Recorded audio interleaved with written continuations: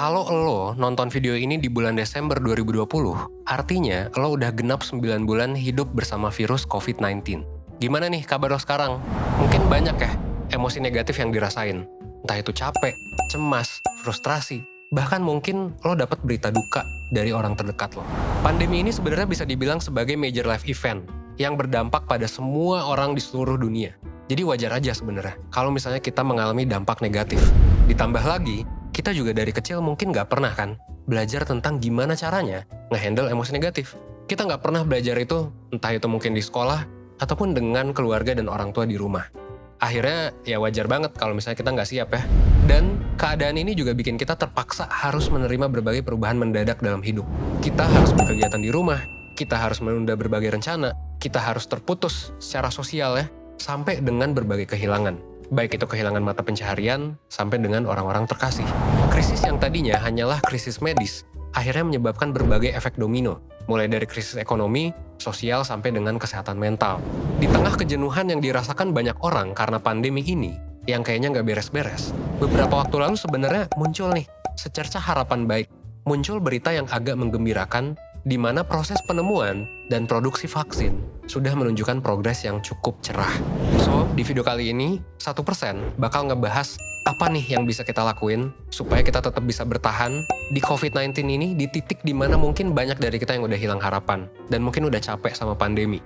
Dan gue juga bakal ngasih tahu gimana caranya biar bisa tetap bijak dalam menyikapi berbagai kemungkinan dan perkembangan terkait COVID-19. Dan gue juga bakal ngebahas soal vaksin nih, yang tentunya nanti dalam waktu dekat bakal muncul ke Indonesia dan bakal dipakai dalam skala besar di Indonesia. Gitu ya. So, lo tonton video ini sampai habis biar lo bisa dapat keseluruhan insight-nya.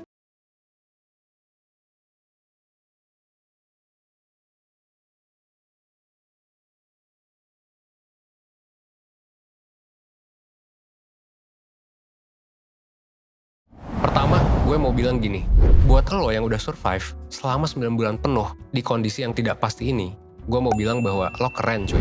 Gak mudah buat bertahan di kondisi ini sambil harus kompromi terhadap banyak hal. Apalagi kalau misalnya lo tetap bisa produktif dalam berbagai keterbatasan dan kondisi yang bisa jadi nggak ideal. Gak bisa dipungkiri bahwa selain berbagai dampak yang gue sebutin tadi, ekonomi, medis, dan lain sebagainya, COVID-19 juga bisa berdampak ke kesehatan mental kita. Kenapa? Ya koneksi kita dengan orang lain jadi terenggut, kerjaan kita hilang, sebagian besar dari kita juga mungkin kehilangan harapan gitu akan masa depan yang aman. Ini sama persis kayak yang disebut oleh Johann Hari di bukunya, Lost Connection, di mana sebab-sebab tadi yang gue sebut ya, itu bakal rentan menyebabkan depresi. Mengingat dampaknya yang begitu kompleks, sebenarnya berbagai usaha udah dilakuin sama semua pemangku kepentingan di seluruh dunia dalam rangka mengakhiri pandemi. Mulai dari ilmuwan, badan internasional kayak WHO, sampai dengan pemerintah. Dan nggak terkecuali ya pemerintah Indonesia. Salah satu usaha yang ditempuh adalah dengan vaksinasi. Well, terlepas dari berbagai kontroversi, sebenarnya sampai saat ini, vaksinasi yang lagi diusahakan di dunia internasional adalah jalan keluar yang menurut gue sih, paling masuk akal buat berbagai masalah yang diakibatkan oleh si virus COVID-19. Gak terkecuali si masalah kesehatan mental, akibat pandemi yang udah gue sebut sebelumnya. Kenapa? Well, sebelum kesana, kita coba bicarakan nih soal vaksinnya dulu. Seperti yang lo tahu, vaksin adalah zat yang isinya adalah virus, atau komponen virus yang udah dilemahkan. Artinya udah nggak berbahaya, yang bertujuan untuk merangsang munculnya antibodi atau kekebalan tubuh terhadap penyakit tertentu. Intinya buat mencegah infeksi dari penyakit spesifik, gitu. Ibaratnya, vaksinasi adalah saat tubuh lo dikasih virus yang culun, yang udah jinak gitu ya, sebagai sarana buat tubuh lo kenalan sama virusnya. Dan tubuh lo juga bisa latihan buat ngelawannya. Nah, dari latihan itu, harapannya tubuh lo udah paham nih, harus ngapain buat ngelawan virusnya, dan ini bakal bikin antibodi yang berguna buat ngelawan virus, yang kalau amit-amitnya, lo sampai terinfeksi di kemudian hari. Jadi bisa kebal, gitu. Nah, yang kemudian jadi persoalan adalah apakah si vaksin ini aman atau enggak? Well, banyak pro kontranya ya. Banyak argumen pro kontra di luar sana. Tapi kita coba ikutin based on science, gitu. Based on research yang memang sekarang baru-baru ini muncul gitu. Kita harus ingat kalau misalnya proses pembuatan vaksin ya nggak bisa sembarangan gitu. Sebelum bisa dikasih ke manusia, vaksin harus melewati berbagai uji klinis ketat dan dipublikasikan hasilnya. Mungkin lo udah sering baca juga ya soal hal ini. Dan kalau misalnya kita lihat hasil pengujian klinis yang dilakukan oleh jurnal The Lancet di 17 November lalu, sebenarnya diketahui nih kalau salah satu vaksin, contohnya vaksin Sinovac ya, ini bisa ditoleransi tubuh dengan baik dan bisa memicu respons antibodi yang memadai pada orang dewasa sehat yang berumur 18-59 tahun. Ini sebenarnya adalah salah satu kabar baik buat perjuangan melawan pandemi. Artinya kita udah lebih dekat sama imunitas lewat vaksinasi buat mengakhiri pandemi COVID-19. Semakin cepat vaksinasi bisa diberikan ke mayoritas populasi, makin cepat pula terwujudnya herd immunity, atau kondisi ketika sebagian besar orang dalam suatu kelompok udah punya kekebalan terhadap sesuatu penyakit infeksi tertentu. Kalau misalnya imunitas ini berhasil diwujudkan, pada akhirnya ini bakal ngasih efek domino yang positif ke berbagai aspek yang sempat terdampak selama pandemi, termasuk secara gak langsung ke kesehatan mental kita juga. Kita bisa kembali berinteraksi sosial tanpa khawatir terkena atau menularkan virus. Orang bisa kembali produktif, berbagai sumber pemasukan yang tadinya ketutup juga bisa dibuka lagi. Masalah kesepian yang jadi sumber berbagai keluhan kesehatan mental bisa dicegah, dan kita bisa kembali mendapatkan sense of control kita terhadap kesehatan kita sendiri dan tentunya terhadap masa depan kita. Dan dengan kayak gitu, berbagai koneksi yang terputus, kayak koneksi dengan orang lain, dengan pekerjaan, sampai dengan masa depan yang aman, ini bisa kembali didapatkan oleh banyak orang. Jadi ya kalau menurut gue, kita memang harus sabar ya, menunggu perkembangan penelitian dan produksi vaksin lebih lanjut.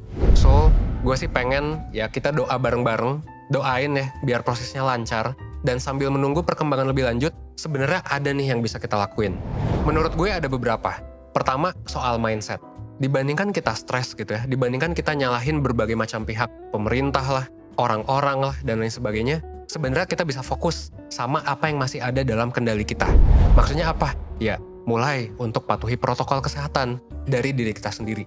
Mulai untuk jaga kesehatan, jaga pola tidur, jaga pola makan, biar daya tahan tubuh kita tetap prima. Sampai cari tuh cara untuk menangani stres yang sehat dari emosi negatif yang dialami. Kita juga bisa ya mendukung berbagai macam usaha ilmiah buat meredakan pandemi ini sesuai dengan kapasitas masing-masing. Gimana? Well, sesederhana kita mencoba untuk mengedukasi diri dan orang-orang di sekitar kita dengan informasi tentang perkembangan pandemi. Ini pun sebenarnya udah cukup gitu. Tentu dari sumber-sumber yang terpercaya gitu, dan kita harus stop menyebarkan informasi yang nggak bisa dipertanggungjawabkan kebenarannya. Dan kalau misalnya lo ngerasa bahwa lo terkena dampak negatif, well, lo juga bisa datang ke profesional. Entah itu di 1% atau di berbagai tempat lain. Kita sendiri nyediain konseling dengan psikolog kalau misalnya lo ngerasa lo butuh bantuan. Jadi kayak lo bisa fokus ke apa yang bisa lo lakuin dibandingkan lo banyak stres, lo banyak ngeluh, lo banyak menyalahkan berbagai pihak. Kita mulai dikit-dikit aja, at least 1% setiap harinya. Dan yang gak kalah penting, lo juga bisa bantu orang-orang di sekitar lo buat bertahan dari pandemi ini. Semampu lo aja, sekecil apapun itu. Nah terus, kalau misalnya nanti vaksinnya udah ada dan lo bisa dapet akses buat vaksinasi, saran gue sih ya lo vaksin aja gitu. Imunitas dari vaksin bukan cuma bakal melindungi lo doang, tapi juga orang lain yang mungkin belum atau nggak bisa mengakses vaksinnya sama sekali. Jadi secara gak langsung, kita itu ikut melindungi orang-orang di sekitar kita juga.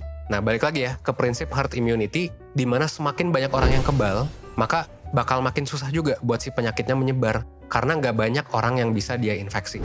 So, itu ya beberapa hal yang bisa lo lakuin sambil lo menunggu perkembangan vaksin lebih lanjut.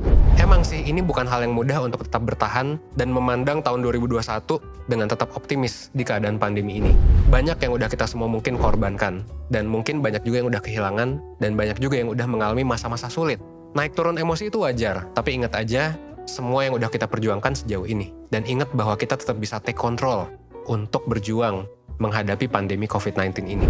Jalan memang masih panjang, perjuangan memang belum selesai, tapi seenggaknya kita coba doakan ya semua usaha ilmiah ini untuk menuju titik terang. Jangan lupa imbangi juga dengan sebisa mungkin jaga kesehatan, tetap berdoa, dan ya pelihara harapan buat masa depan. Dan yang gak kalah penting, tetap disiplin jaga jarak, pakai masker, dan ya rajin cuci tangan pakai sabun, oke? Mungkin sekian buat video gue kali ini. Kalau lo ngerasa video ini bermanfaat, please share ke berbagai tempat ya. Share ke berbagai tempat biar semua orang makin aware sama berita baik ini dan untuk menjaga harapan kita ke depannya. Dan kalau misalnya lo merasa butuh bantuan, ya jangan ragu buat reach profesional ya. Semoga malam ini lo bisa tidur dengan perasaan yang lebih optimis akan masa depan. Nah, ada informasi terakhir nih, Perseners. Melihat berita yang udah terupdate tentang vaksin yang udah tiba di Indo dan digratisin, gue sih sebenarnya mau ngajak kalian semua buat sama-sama nih untuk mengawal proses ini dan berharap semuanya akan cepat pulih. So, tetap jaga kesehatan ya semuanya. Akhir kata, gue Evan dari 1%. Well, gue harap lo tetap sehat, stay safe ya, dan jaga kesehatan mental maupun juga fisik lo, oke?